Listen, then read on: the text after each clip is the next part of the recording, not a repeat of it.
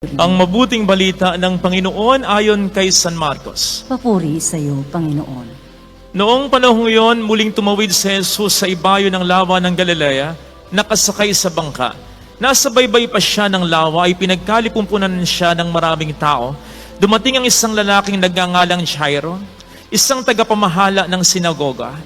Pagkakita kay Jesus, siya'y nagpatira pa sa kaniyang paanan at ang samo, "Hagaw buhay po ang anak kong dalagita. Maaari sumama kayo sa akin. Ipatong ninyo sa kanya ang inyong kamay upang siya'y gumaling at pabuhay." Sumama naman si Jesus. Sinundan siya ng napakaraming taong nagsisiksikan. Ano pat halos maipit na siya. May isang babae roon na 12 taon ang dinudugo at lubhang nahihirapan. Marami ng manggagamot ang tumingin sa kanya at naubos na sa kapapagamot ang kanyang ari-arian, ngunit hindi siya napabutig kahit konti. Pagkus ay lalo pang lumubha. Narinig niya ang sinasabi ng mga tao tungkol kay Jesus, kaya't nakipagsiksikan siya hanggang sa makalapit sa likuran ni Jesus at hinipo niya ang damit nito. Sinabi niya sa sarili, "Mahipo ko lamang ang kanyang damit ay kagaling na ako." Biglang tumigil ang kanyang pagdudugo at naramdaman niyang magaling na siya. Naramdaman naman ni Jesus na may kapangyarihang lumabas sa kanya. Kaya't bumaling siya sa mga tao at nagtanong, "Sinong humipo sa akin?" Sumagot ang kanyang mga alagad, "Nakikita po ninyong nagsisiksikan ng napakaraming tao. Bakit itinatanong ninyo kung sinong humipo sa inyo?" Subalit patuloy na luminga-linga si Jesus. Hinahanap ang humipos sa kanya. Palibhasa alam ng babae ang nangyari. Siya'y nanginginig sa takot at lumapit kay Jesus. Nagpatira pa at ipinagtapat ang buong katotohanan. Sinabi sa kanya ni Jesus, "Anak, pinagaling ka ng iyong pananalig sa akin. Umuwi ka na't ipanatag mo ang iyong kalooban. Lubusan ka ng magaling sa iyong karamdaman." Samantalang nagsasalita pa si Jesus, may ilang dumating mula sa bahay ni Jairo. "Patay na po ang anak ninyo." Sabi nila, "Bakit pa ninyo aabalahin ang guro?" Hindi pinansin ni Jesus ang kanilang sinabi. Sa halip ay sinabi sa tagapamahala, "Huwag kang mabagabag, manalig ka." At wala siyang isinama kundi si Pedro at ang magkapatid na Santiago at Juan. Dumating sila sa bahay ng tagapamahala. Nakita ni Jesus na gulong-gulo ang mga tao. May mga nananangis at nananaghoy. Pagpasok niya ay kanyang sinabi, "Bakit kayo nagkakagulo at nagnanangis? Hindi patay ang bata, natutulog lamang." Ngunit pinagtawanan siya ng mga tao. Pinalabas niya ang lahat, maliban sa ama at ina ng bata at sa 3 alagad. At sila ay pumasok sa kinaroroonan ng bata. Hinawakan niya ito sa kamay at sinabi, "Talita kumi." Nang ibig sabihin, "Ineng, sinasabi ko sa iyo, magbangon ka." Pagdakay bumangon ang bata at lumakad. Siya'y 12 taon na. At namanghang lahat, mahigpit na ipinagbili ni Jesus na huwag ipaalam ito kanino man at iniutos niyang bigyan ng pagkain ang bata. Mga kapatid ko, ang mabuting balita po ng ating Panginoon. Pinupuri ka namin, Panginoong Hesukristo. May expression sa Ingles na desperate times call for desperate measures. Ang ibig sabihin nun, nag-employ ka, gumagawa ka ng mga extreme na hakbang or actions which you don't normally do, pero ginagawa mo, napipilitan ka nang gawin because of desperation. Halimbawa po, sa ating ebanghelyong napakinggan, tampok ang 2 tauhan na under desperate times. And so, did some desperate measures. Unahin po natin, yung babaeng dinurugo ng 12 years na. Akalain mo yun? Sinabi sa detalye, marami na ang nagasta niya. In fact, naubos na ang kanyang pera sa kapapagamot. Pero walang doktor ang nakapagpabuti, kundi pa lumala pa sa sakit niya. Akalain mo yun? Buti pa nga po kayo. Pag wala kayong pera, na-high blood pa kayo. Ito, wala ng pera, hindi pa pwedeng ma-high blood kasi ang dugo pa wala na. Di ba? Kaya ginawa niya ang hindi niya dapat gawin. Sa pananaw ng mga Hudyo at sa pananaw niya, marumi siya. Katulad ng isang taong ketongin, obligado siyang sumigaw, marumi, marumi. Iabiso sa mga tao, huwag kayong lalapit sa akin. Inaagasan ako ng dugo, marumi ako. Obligasyon niya yon. Pero hindi niya ginawa. Ang ginawa niya, nakipagsiksikan pa siya. Kasi nga, ayaw niyang magkagulo ang madla. Gusto niyang makalapit kay Jesus nang hindi nito namamalayan. Hinawakan pa niya si Jesus. Mali yun. Kaya pansinin po ninyo. Hinahanap ni Jesus kung sino humipo sa kanya. Tudug, tudug, tudug. Kinakabahan yung babae kasi alam niyang maling-mali yung ginawa niya. Wala eh. Desperate times, desperate measures. Yung opisyal ng sinagoga, si Jairo, opisyal, may katungkulan, hindi mo expect na magpapatira pa siya sa paanan ni Jesus. Sigurado ko, nang magpatira pa siya, maraming nagulat. Baka nga, videohan nyo, picturean nyo, isumbong natin sa mga kasama nito. Hindi niya dapat ginawa yan. Pero ginawa niya. Bakit? Nag-aagaw buhay ang anak niya. Desperate times, desperate measures. Nevertheless, mga kapatid, huwag po nating isiping ang lahat ng actions ng dalawang ito ay totally out of desperation lang. No! May pananampalataya dito. At ito ang pagninilayan natin sa puntong ito. How do we know? Anong sabi ni Jesus sa babae? Pinagaling ka ng pananampalataya mo. Anong sabi ni Jesus doon kay Jairo? Don't be afraid. Have faith. May pananampalataya ang dalawang ito. Kaya nga kahit papaano, kalmado. Kaya nga kahit papaano, hindi sila nagwawala. Kaya nga kahit papaano, reasonable pa rin ang mga ginagawa. At yun po ang gusto kong malaman po ninyo. Ano man ang mangyari sa atin, ano man ang mawala sa atin, ano man ang hirap na danasin natin, wag na mawawala ang pananampalataya natin. Kasi yung katwirang desperate times, calling desperate measures, sometimes it does not turn out to be good. Lalong-lalo na kapag litong-lito ka na, magwawala ka. Kung wala ka ng pag-asa, ang sabi nga natin sa Tagalog, kapit sa patalim na. Pupwede kang makagawa ng masama. Pupwede kang magnakaw. Pupwede kang mangargabyado. Pupwede kang pumatay. Pupwede kang magpakamatay out of desperation. Kaya dapat, kahit na hindi mo kontrolado ang sitwasyon, litong-lito ka na, may pananampalataya pa rin. Kontrolado ng Panginoon ang sitwasyon. Amen? Romans 8:28. All things work together for the good of those who love Him. Even my problems, even my sufferings can work for me, for my advantage.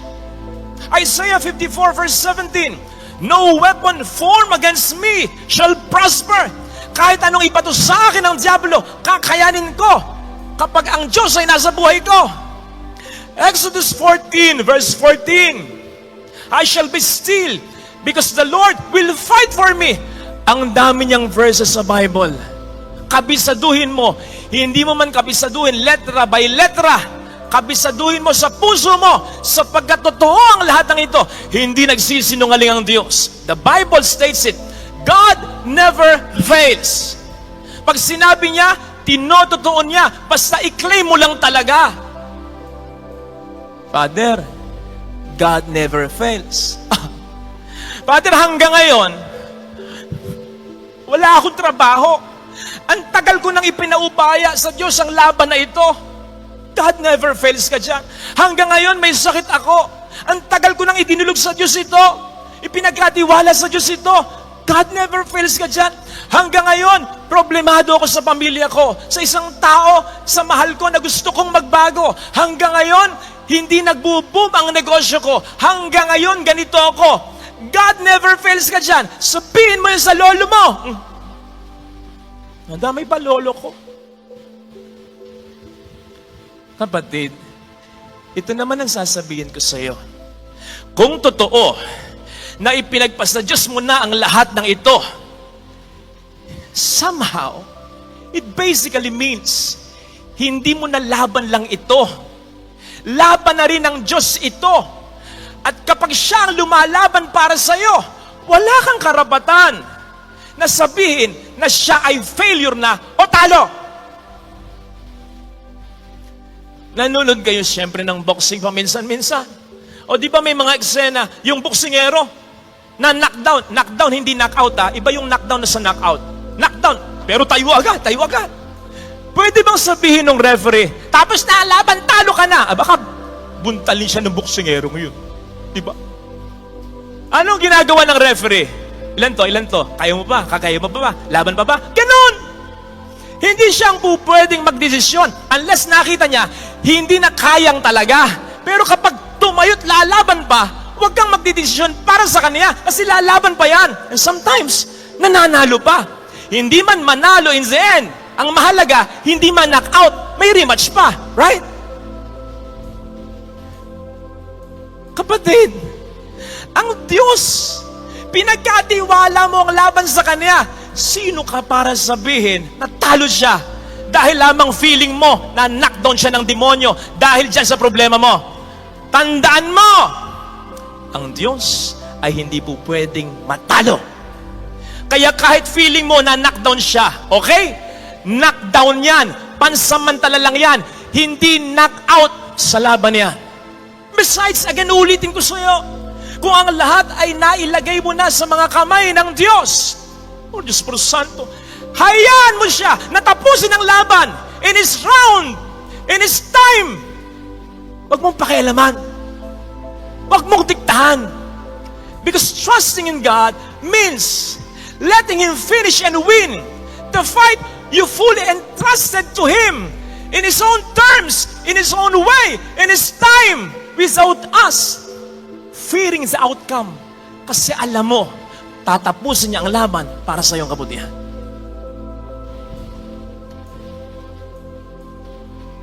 Para mas maging maliwanag yung puntong yan, look at me. Ito, idadramatize ko yung nangyayari, ha? Sabi ni Jairo, nag-aagaw buhay po yung anak kong dalagita. Sumama kayo sa akin. Mamamatay siya kung hindi niyo mapuput. Sumama si Jesus, okay? Okay na sana. Ting. May humipo sa laylayan ng damit niya.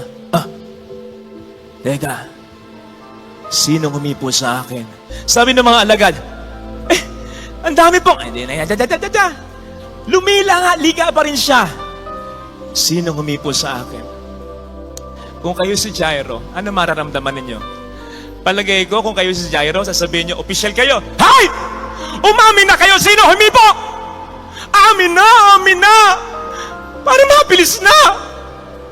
Baka nga sabihin mo, Lord, ako na lang, sige na, touch ko na, ako na lang. Tayo umalis na lang. Hindi. Hinanap ni Jesus.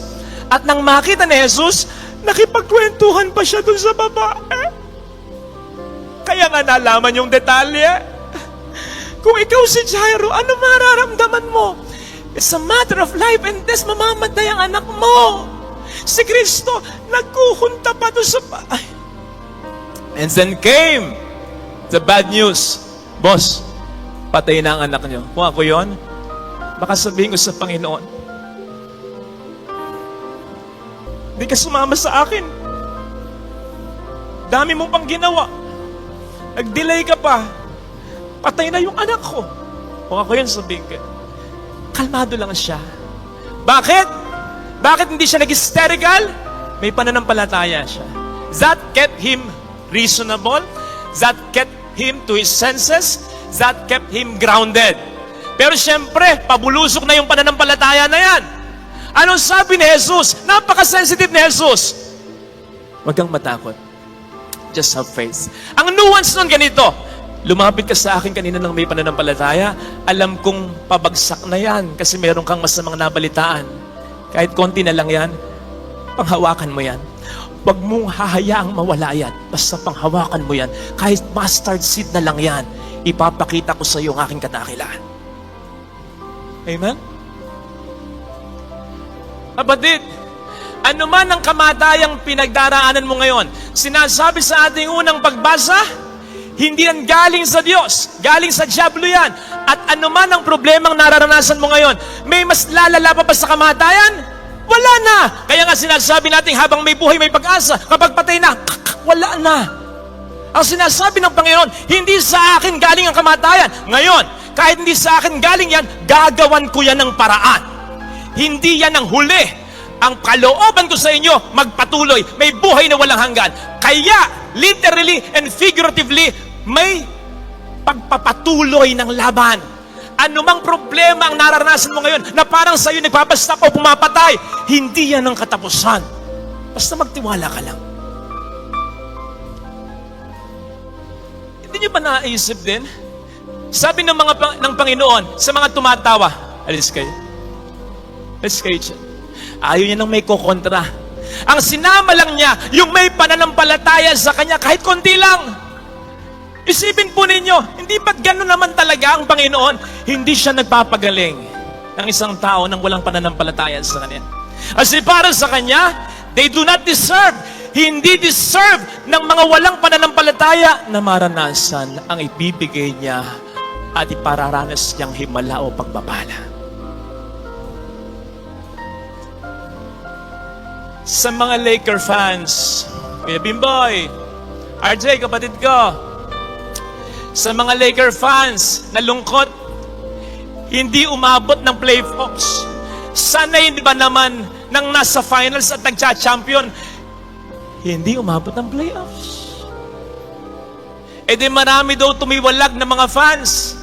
Ang ganda ng message ng fan page ng Lakers. Ang sabi doon ay ganito, to all the fake fans who said they're done with the team, who said they are now living, to all these fake fans, if you don't want us at our worst, you don't deserve us at our best. Parang nakikita ko si LeBron James, nagpapakahalimaw ng gano'n, no? Sinasabi na sa susunod na season, mas kagalingan ko, sigurado ko, magcha-champion uli ang Lakers ko, ang koponan ko. At gagawin niya yon, hindi na sa mga fake fans, kundi sa mga fans, matalo o manalo, Lakers pa rin. Kapatid, mas lalong ganun sa Diyos. Huwag natin isisi sa Kanya ang mga problemang naranasan natin, kahit ang kamatayan. Kasi hindi galing sa Kanya yan. Gagawa niya ng paraan yan. Pero kung mawawalan tayo, kahit konti na lang na pananampalataya, it will hurt Him a lot. And it will hurt Him more. Kasi hindi na natin ma-experience ang Kanyang mga dakila pang himala at biyaya na sa atin ay nakalaan kung tayo magpapatuloy na magtiwala lang. Kaya please, mawala na ang lahat sa iyo. Wag lang ang kahit maliit na pananampalataya mo. Wag mong hahayaang mawala yan. Sapagkat yan ang magiging dahilan upang lahat ay yung malampasan at upang ang mga biyaya pa ng Panginoon ay yung maranasan.